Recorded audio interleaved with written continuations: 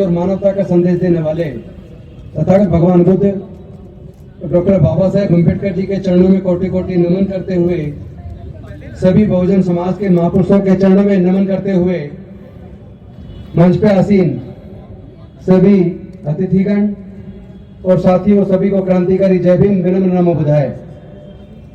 मैं बैठ के सोच रहा था कि मैं क्या बोलूं। बोलने का असर कम दिख रहा है। अकेले डॉक्टर बाबा साहेब अम्बेडकर हमारे हजारों साल की गुलामी को तोड़ कर गए।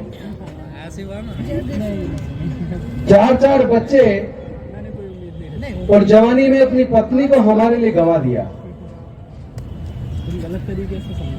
हजारों साल की हमारी गुलामी तोड़ दी। एक तरफ पूरी की पूरी मनुवादी, जातिवादी, वर्णवादी व्यवस्था और दूसरी तरफ अकेले डॉक्टर बाबा साहेब अम्बेडकर। उसके बावजूद उन्होंने अपनी बुद्धि और विवेक से, अपनी काबिलियत से इस लड़ाई को इतने बेहतरीन तरीके से लड़ा कि वो हमारे संसद में, विधानसभाओं में, नगर पालिका में, नगर निगम में, पंचायतों में जाने का रास्ता खोल गए, सरकारी नौकरियों में जाने का रास्ता खोल गए, एजुकेशनल इंस्टीट्यूशंस में जाने का रास्ता खोल गए, संपत्ति और व्यापार के रास्ते खोल गए।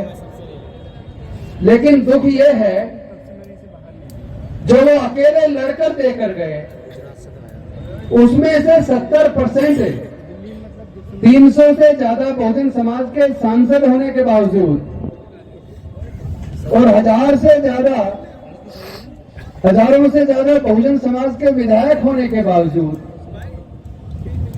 3 समाज के राष्ट्रपति मिलने के बावजूद, एक सर्वोच्च न्यायालय के मुख्य न्यायाधीश मिलने के बावजूद, कम से कम 5 सर्वोच्च न्यायालय के न्यायाधीश मिलने के बावजूद, अनेकों कलेक्टर, डॉक्टर, इंजीनियर, जज, प्रोफेसर, साइंटिस्ट बनाने के बावजूद, जो अकेले डॉक्टर बाबा साहेब अम्बेडकर देकर गए, हम सारे मिलकर जो उन्होंने दिया उसको भी सुरक्षित नहीं रख पाए।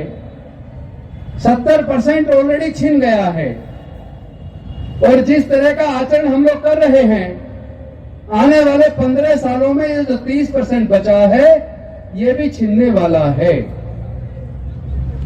125 साल पहले जब डॉक्टर बाबा साहेब अम्बेडकर जी ने स्कूल में एडमिशन लिया, तब भी वो घड़ा नहीं छू सकते थे।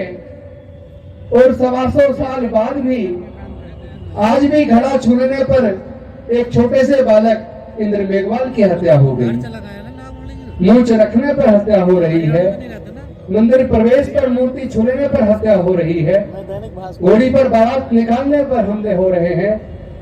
एजुकेशन जो बाबा साहेब ने दी, उसको साजिश के तहत छीन लिया है। आप माने या न माने, एजुकेशन इतना महंगा कर दिया कि हमारे 99.5% लोग आज हायर एजुकेशन का खर्चा उठाने में सक्षम नहीं है। एजुकेशन आपकी गई, रिजर्वेशन आपका गया, सब कुछ प्राइवेटाइज कर दिया। और लंबे समय से हमारे लोग जातिगत जनगणना कराने के लिए आंदोलन कर रहे हैं।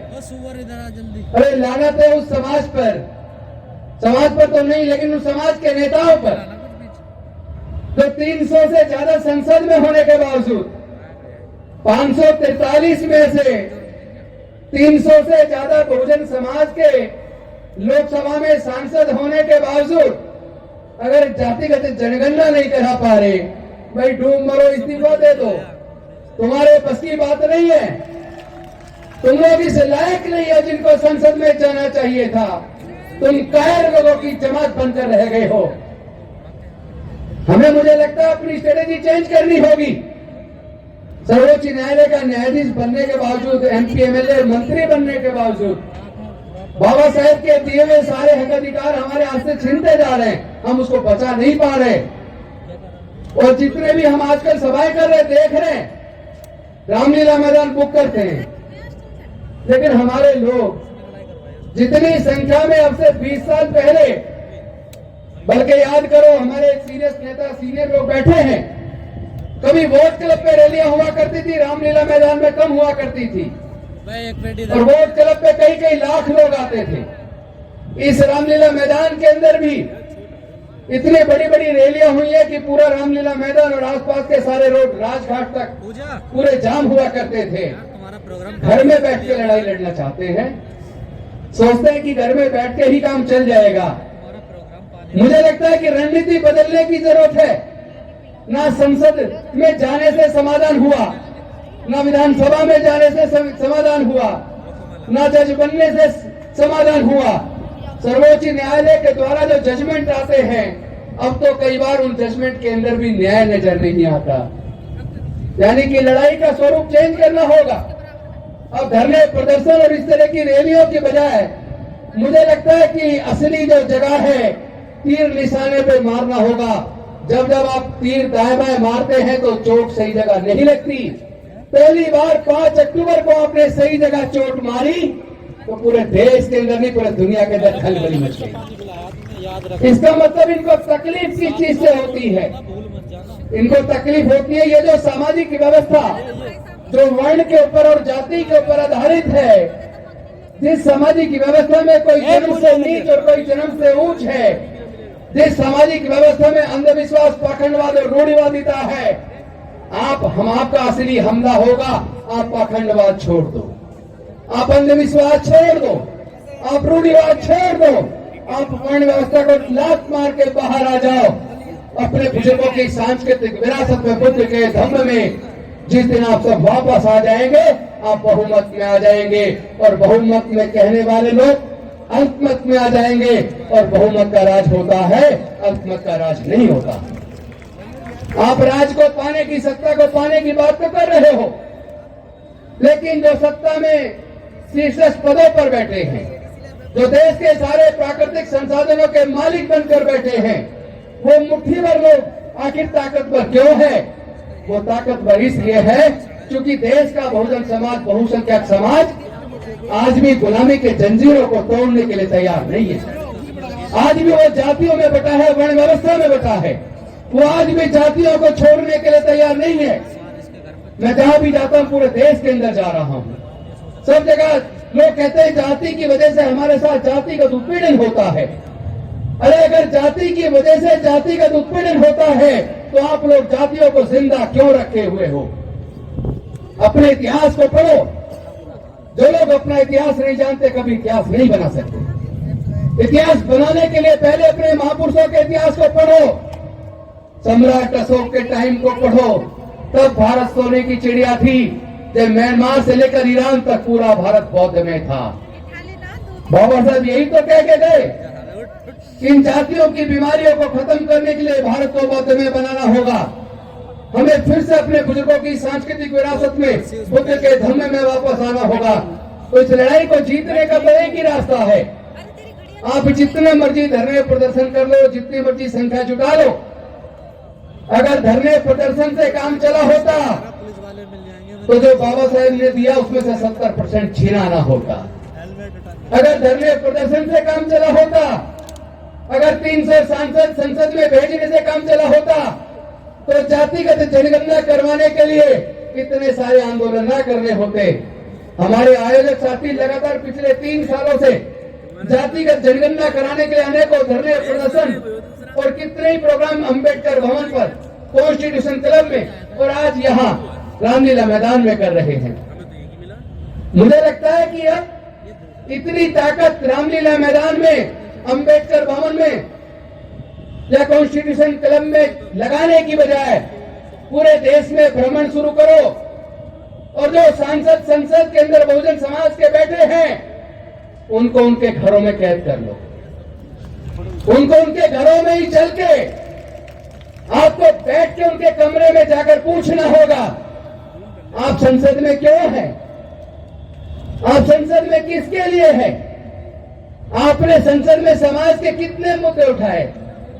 उनकी अकाउंटेबिलिटी फिक्स करनी होगी, उनकी जवाबदेही तय करनी होगी, उनसे पूछना होगा जातिगत जनगणना के बारे में आपने संसद में आज तक क्यों नहीं बोला?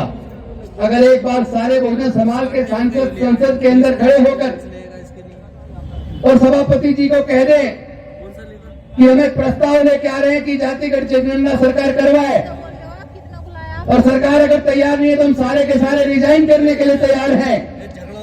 1 मिनट के अंदर 1 मिनट लगेगा, देश की पूरी सरकार आपके कदमों में होगी।